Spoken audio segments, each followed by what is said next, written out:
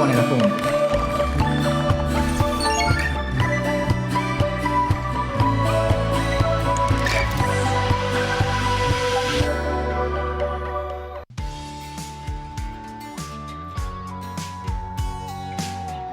El reloj marca las 9:30 en todo el país. Le damos la bienvenida a nuestro compañero que está ahí haciéndonos el aguante con la lengua de señas, tan importante para que toda la gente pueda incluir, por supuesto, y accesibilizar esta información. Y tan importante es como el uso de barbijo. Vos ya sabés que yo te lo repito todos los días, todas las veces que podemos, porque es importante entender que es un hábito que llegó para quedarse, que nos ayuda a protegernos y a proteger a los demás. Así que, ¿qué te cuesta usar el barbijo? La verdad, en términos de costo, nada, y de beneficios, muchísimos. También es importante mantener el hábito de higienizarnos las manos cuando ingresamos a casa, cuando llegamos de la oficina, después de un transporte público. Higienizate las manos, te evitas un montón de cuestiones que por suerte tienen fácil solución, y sobre todo estamos hablando de prevención. Tan importante todo esto que te digo como ventilar los ambientes, abrir las ventanas, que circule el aire, lo que se llama ventilación cruzada.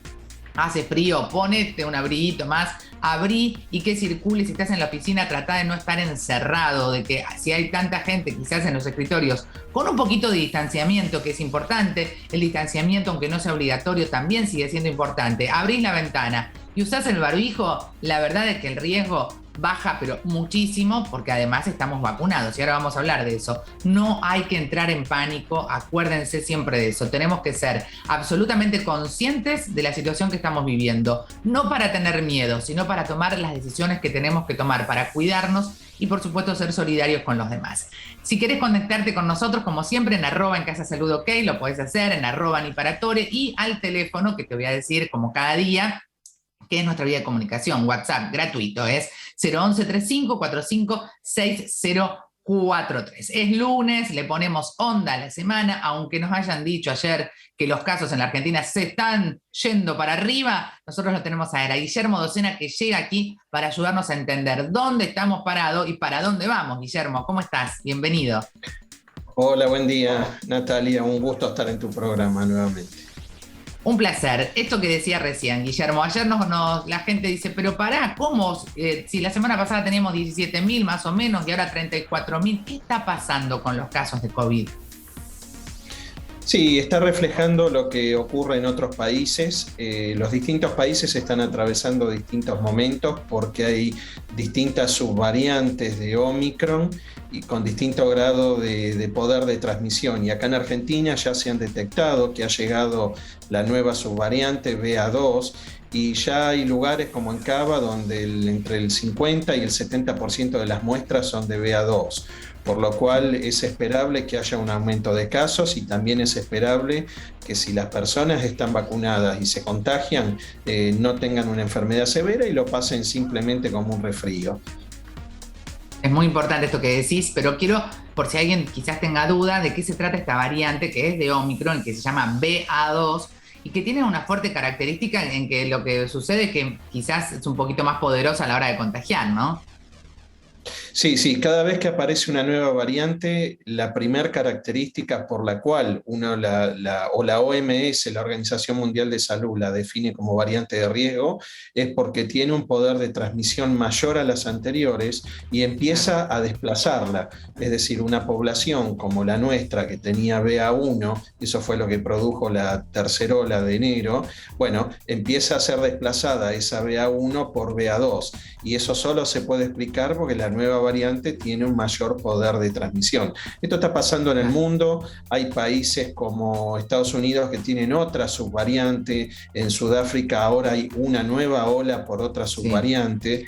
Y bueno, eso depende de las características de estas variantes y cuán protegido queda una persona después de infectarse con la variante anterior, que pueda volver a infectarse o no. Entre BA1 y BA2 aparentemente los resultados y los trabajos muestran que hay bastante protección, por lo cual es improbable que vuelva a haber reinfección. O sea, los que se van a infectar ahora es probable que sean los que no se infectaron con BA1 en la tercera ola. En enero, en febrero, si no te infectaste, probablemente. De hecho, es muy cierto lo que decís, porque en general lo llevo al plano absolutamente personal. Todos los que están contagiándose ahora son personas que no se contagiaron durante el verano, es muy cierto. Y eso es para explicarlo al que está en casa. ¿por qué sucede? Porque nosotros tenemos las vacunas, como vos siempre nos explicás, Guillermo, que nos protegen, que nos dan inmunidad. Cuando uno tiene el virus, también cuando tuviste un caso, tuviste COVID, también te genera otra inmunidad. Me parece que está bueno refrescar esto, que lo dijimos muchas veces, pero ¿cómo funciona nuestro sistema inmunológico para crear estas defensas? Sí, hay una tercera variante que es el que está vacunado y se infecta. Ahora si querés lo vemos. Sí. El tema es cuando uno tiene inmunidad, hay dos efectos importantes. Uno es evitar el contagio y el otro es evitar la enfermedad severa. Las vacunas no evitan el contagio. O sea, uno aún vacunado, si está en contacto con una persona enferma, se va a contagiar. Pero si está vacunado no va a ser una enfermedad severa o va a tener menos chances. Por eso en un vacunado la única forma de evitar el contagio es con el barbijo. Por eso hay que reforzar la idea de todavía seguir usando barbijo y sobre todo en épocas donde hay alta transmisión viral, que es lo que parece ser ahora. Y después la infección natural por COVID también puede protegerte de contagio, como es el caso de el que estuvo contagiado con BA1, que es probable que esté protegido del contagio con BA2. Los que tenían Delta, o sea, los que se infectaron los del antes año pasado, noviembre, diciembre, octubre. Claro. Exactamente, esos no estaban protegidos del contagio porque son dos variantes muy distintas. En cambio, entre BA1 y BA2 son muy parecidas y de las dos nos protege la vacuna de una enfermedad severa. Entonces, ese concepto es importante. Si estamos vacunados, ¿podemos contagiarnos? Sí, pero las chances de tener una enfermedad severa si no somos de grupo de riesgo son muy bajas. Por eso es importante lo que están mostrando. Todavía es fundamental usar el barbijo en lugares cerrados, donde hay mucha gente, donde no hay ventilación, en lo que ustedes siempre hacen hincapié. Sí, en los transportes públicos tratar de que circule la ventilación, ver que estén las ventanillas abiertas, si existen reglas, también uno es parte de la sociedad en la que podemos hacer que eso funcione bien, ¿no? La participación activa. No necesitamos que nada sea obligatorio, quizás entender nuestros derechos está bueno. Sí, exactamente. Evidentemente esta pandemia ha cambiado muchas reglas sociales o comportamientos sociales, y esto del barbijo, cuando en otras poblaciones como en sudeste asiático ya lo tenían incorporado, pues ellos están habituados a este tipo de brotes. Bueno, acá también evidentemente no hace falta que nos obliguen. Si yo voy a estar en un lugar, como vos decías, con mucha gente, cerrado, sin ventilación, me lo pongo. No importa si esté obligado o no. No, absolutamente. Bueno, tenemos preguntas un montón. Me quedaría con Guillermo siempre hablando un montón, pero quiero darle paso a las consultas del público. Paula de Corrientes, antes le voy a decir @Guillermo Docena, ahora lo vamos a poner para que la gente lo tenga claro dónde contactarte. Ahí está, @Guillermo Docena. Paula de Corrientes dice, ¿qué opina de los autotest? ¿Cómo sé si me lo hice bien? Gran pregunta, Paula, porque está la saliva, el hisopo, es un recurso más, bueno. Sí, eso es importante, es un recurso más, y ahora que está más complicado hacerse los test, el autotest es algo importante. En Estados Unidos es una herramienta fundamental para definir la entrada a la endemia, ¿no? A convivir con el virus. Yo creo que aquí el tema de hacérselo bien o no está sobre todo en cómo uno toma la muestra. Uno tiene que entrar con el hisopo en forma horizontal, no es en la fosa nasal, sino que es adentro en la cavidad nasal, y rotarlo. Esa es la forma normal de tomar la muestra, porque hay que arrastrar células. El virus está en las células. Entonces, si uno lo hace de esa manera y le genera una incomodidad, está bien tomado. Si uno se introduce el hisopo en la fosa nasal y solo recoge moco, es probable que esa muestra esté mal tomada. Si la persona tiene una carga viral alta, sí, obviamente ahí le va a dar positivo, pero si no tiene una carga viral alta, o sea, se contagió hace muy poquito tiempo o con muy poca cantidad de virus, es probable que le dé un falso negativo. Y el problema de un autotest mal tomado o mal hecho es que le va a dar un resultado negativo, se va a pensar que no tiene nada, va a hacer vida normal, va a desparramar virus y va a contagiar gente. Claro, exacto. Y viste que está el de la saliva también, está el hisopo o pones en un tubito la saliva, ese también es una opción. Sí, también es una opción, pero es mejor el del hisopo en la fosa nasal o en la cavidad nasal. Bien. Sí. Perfecto. Marina de Capital dice, doctor, ¿puede ser que haya gente que sea inmune al contagio por naturaleza? Mi hermana nunca se contagió de COVID. No sé si es envidia, Sí. Marina, o qué, pero bueno. Sí, es cierto, eso se está diciendo en el mundo. El tema es ver si se contagió o no, porque puede haberse contagiado y ser asintomático. Pero hay muchos casos que se van a hacer el testeo de alguien que estuvo en contacto, le da negativo, y bueno, ahí podemos decir que se contagió, pero el virus lo controló enseguida. Y eso depende de la respuesta inmune, que es lo que decíamos hoy. La inmunidad, ya sea por la infección o por la vacuna, lo que hace es bloquear la transmisión del virus o bloquear la entrada del virus a las células nuestras, que ahí es donde se va a multiplicar y después desparramar. Entonces, ¿puede Bien. ser que haya una predisposición natural a bloquear el virus? Sí, sí, sí, puede ser. Bien, como todo siempre está en proceso de investigación. Recordemos que es un virus muy nuevo en el que la ciencia todavía hay respuestas que no ha encontrado, ¿no? Sí, totalmente, totalmente. Mariela de Chubut dice, yo tuve COVID y lo pasé leve, ¿me tengo que hacer estudios para controlarme? Y en realidad lo que ahora se está conociendo mucho más es lo que se llama el COVID prolongado o long COVID.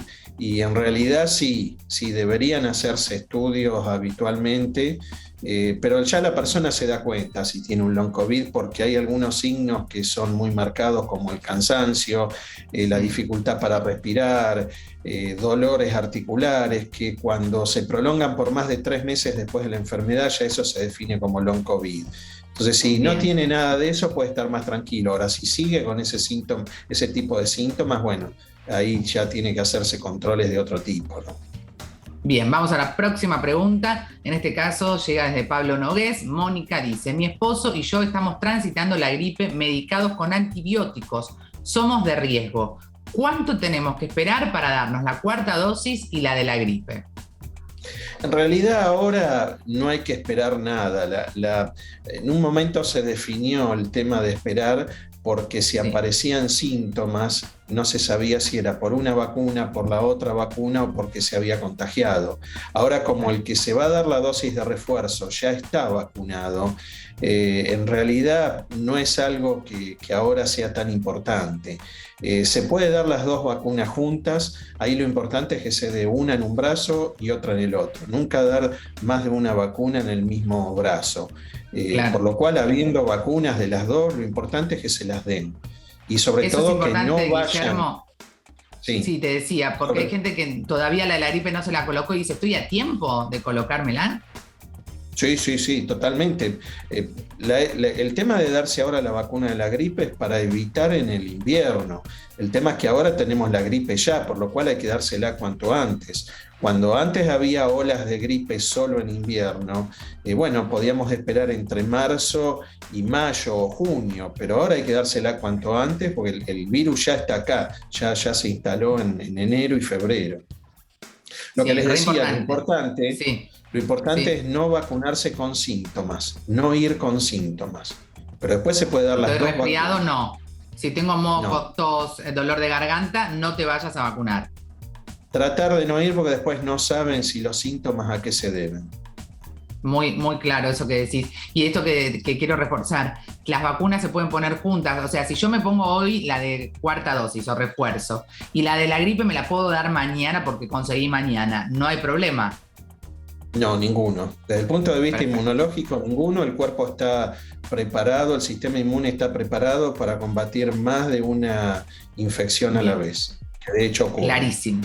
Sí, claro, pero eso viste que es una pregunta que nos llega todo el tiempo y eso es muy importante. No posponer la vacunación. Donde tengas un turno y la posibilidad de ponerte la de la gripe o la del refuerzo, hay que hacerlo, no hay que perder la oportunidad. Ese es Sí. un gran mensaje.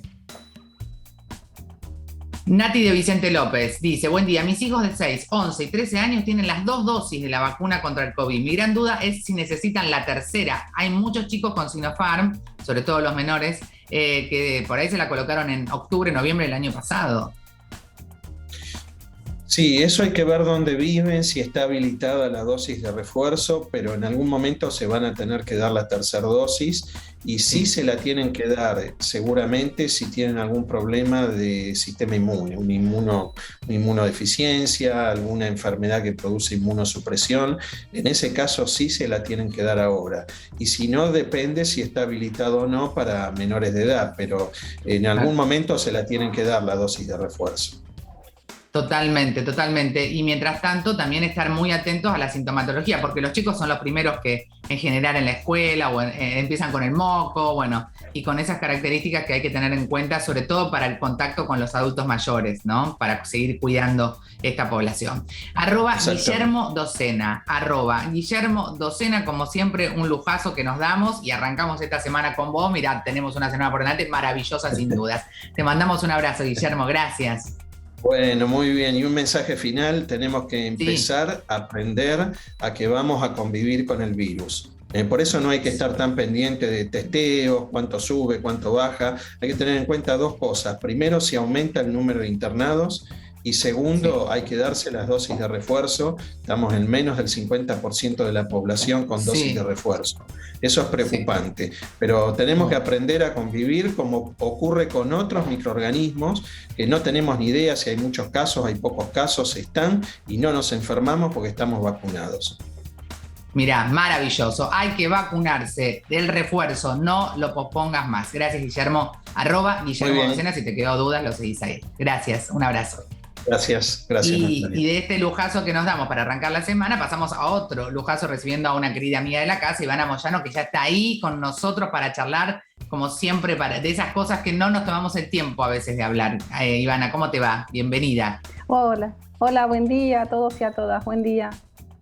Bueno, mira, hablar del parto respetado, pasamos a otro tema, ¿no? Que me imagino también el que tiene que tener ahora un parto con un incremento de casos COVID o el que lo tuvo en pandemia, qué estrés, ¿no? Qué estrés, Sí, ya de por sí el parto que uno tiene que tomar muchas decisiones y que sea respetado, me parece que es importante hablarlo porque a veces uno desconoce sus propios derechos. sí, exactamente. Y muy bien lo que decís en el contexto de pandemia fue todo un tema Sí, parir. Por eso el lema para este año, estamos transitando ahora, empezamos hoy a transitar la semana del parto respetado o parto humanizado. El lema de este año es muchas formas de parir, los mismos derechos, ¿no? Y justamente hace referencia a no solamente las diferencias de etnia, razas, culturas, edades, niveles socioeconómicos en donde las mujeres paren, sino que hace referencia también al contexto de pandemia, estos 2 años de pandemia, en donde muchas veces los derechos, sobre todo al principio, los derechos de las mujeres gestantes y sus bebés fue vulnerado, ¿no? Por el contexto de pandemia. De movida te totalmente. puedo decir que en contexto de pandemia muchas mujeres no pudieron hacerse los estudios acompañadas por sus parejas, tuvieron que entrar solas a las ecografías, a los estudios que se tenían que realizar durante el embarazo. Así que está muy bien lo que vos decís, lo que pones en contexto, ¿no? Cuando uno habla del parto respetado, tiene por supuesto decisiones y definiciones que son personalísimas, porque digo, no es que hay un protocolo y un estereotipo. A mí quizás puedo necesitar cosas que quizás otra persona no las necesita. Lo que sí es importante, creo yo, es tener en claro cuáles son esas decisiones que sí puedo tomar, porque a veces incluso los médicos nos llevan por lugares que no son los que nosotras queremos transitar. Sí, exactamente. El movimiento, esta iniciativa mundial que se inició en el 2004 en Francia, tiene como objetivo visibilizar y defender exactamente lo que vos estás diciendo. Se replica en todo el mundo, hay una semana en donde, que es la que estamos transitando ahora, en donde celebramos y todos los profesionales de la salud deberíamos estar muy involucrados. Y lo que justamente se trata de visibilizar y respetar y difundir son los derechos de todas las mujeres y de todos los niños y sus familias a la hora del parto, el embarazo, el preparto y el posparto, ¿no? Justamente porque para tener en cuenta que todas las mujeres son todas distintas, en todas las culturas son distintas, las edades son distintas, los contextos en los que vienen los bebés al mundo son distintos, y entonces hay que tratar de entender que hay ciertos derechos que son iguales para todas y para todos, ¿no? Y ¿Los podemos derechos, enumerar en términos generales? Ivana, yo sé que es una cuestión muy básica y esencial, pero a veces eso que es tan simple hay que enumerarlo porque no está tan claro. Sí, perfecto.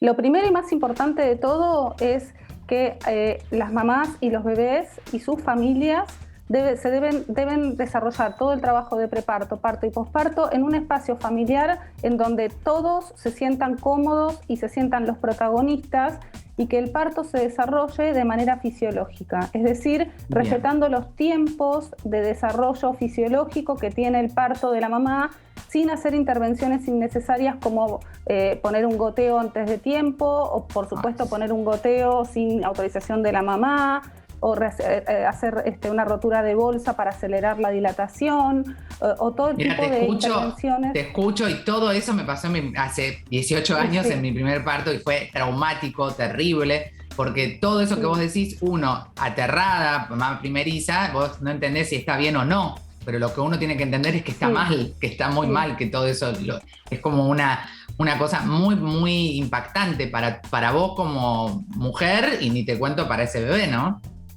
Claro, exactamente, sí.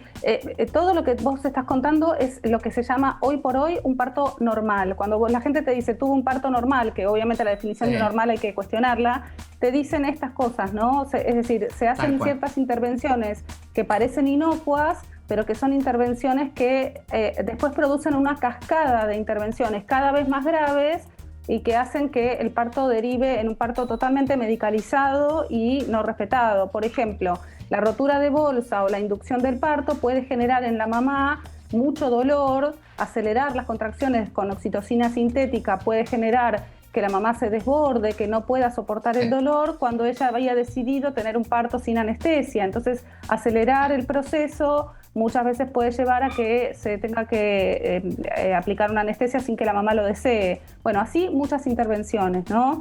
Y por supuesto, durante el desarrollo del trabajo de parto, el parto y el posparto, la mamá tiene derecho a recibir información sobre su estado de salud, sobre todas las intervenciones que se van haciendo sobre su cuerpo y el cuerpo de su bebé. Otra de los derechos es elegir la posición para parir.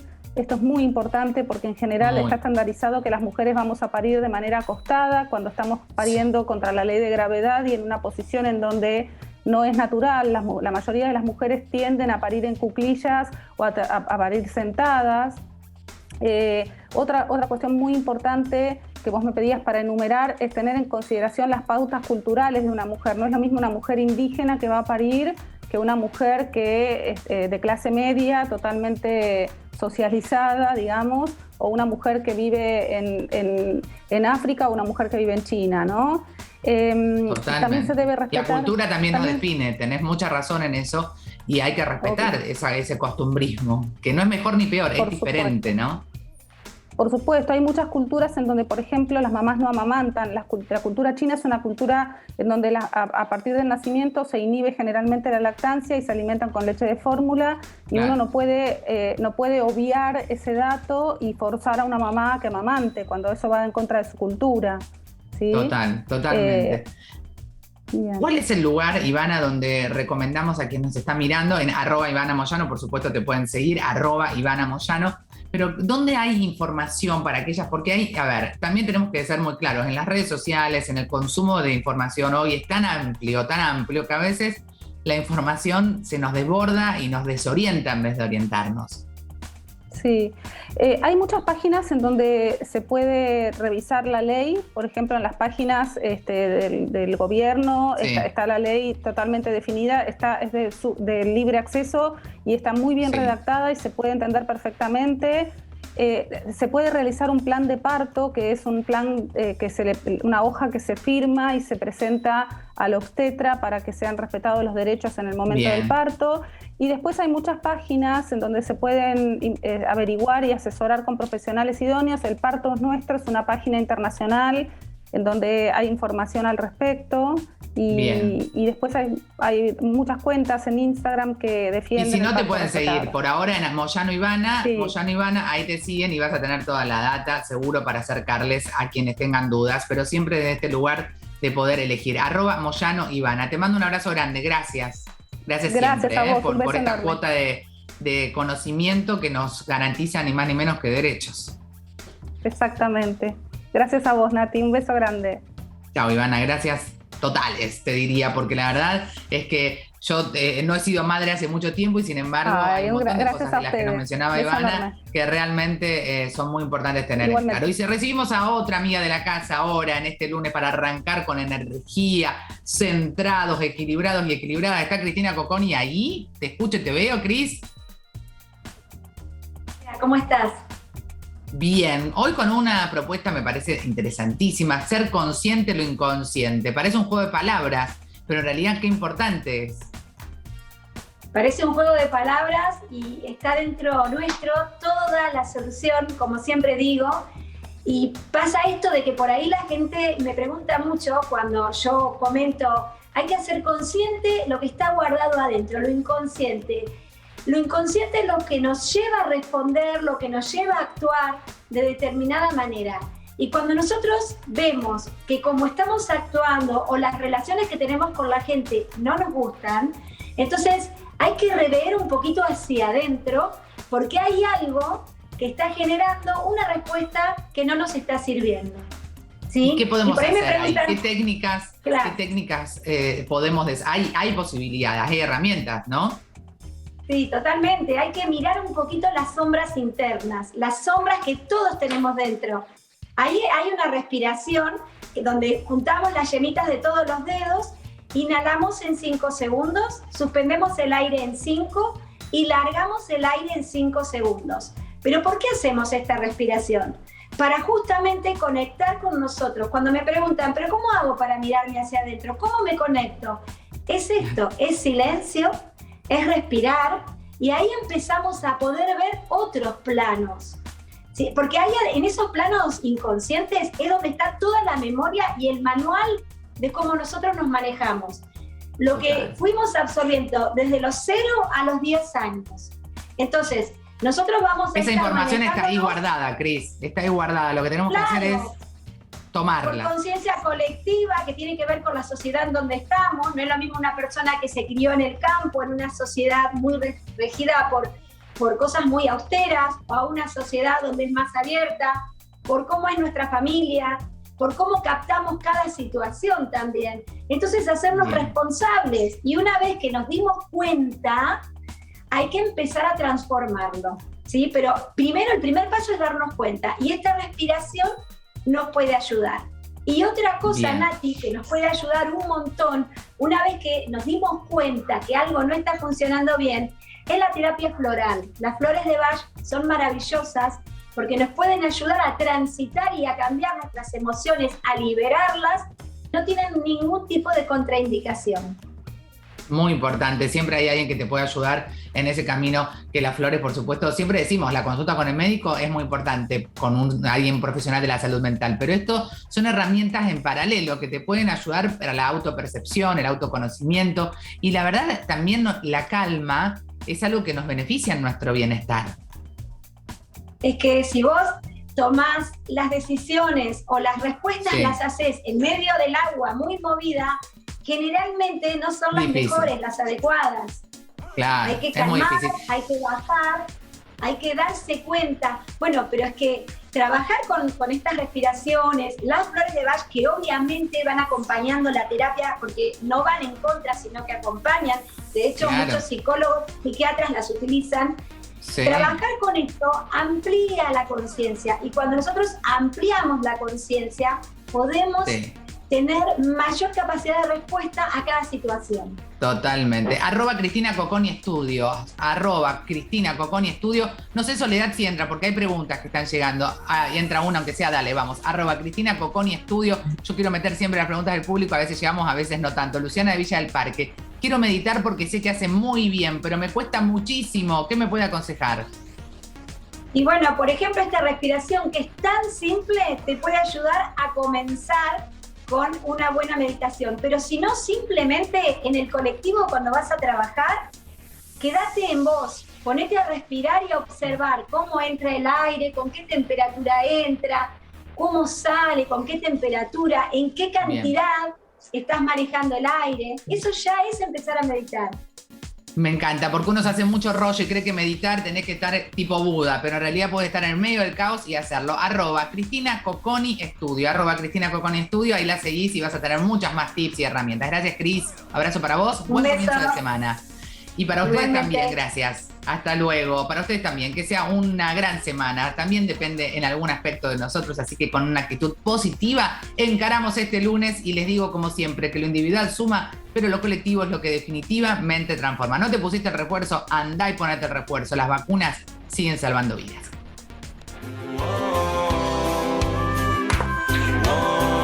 Pesada con la señora con la vacuna. Vamos.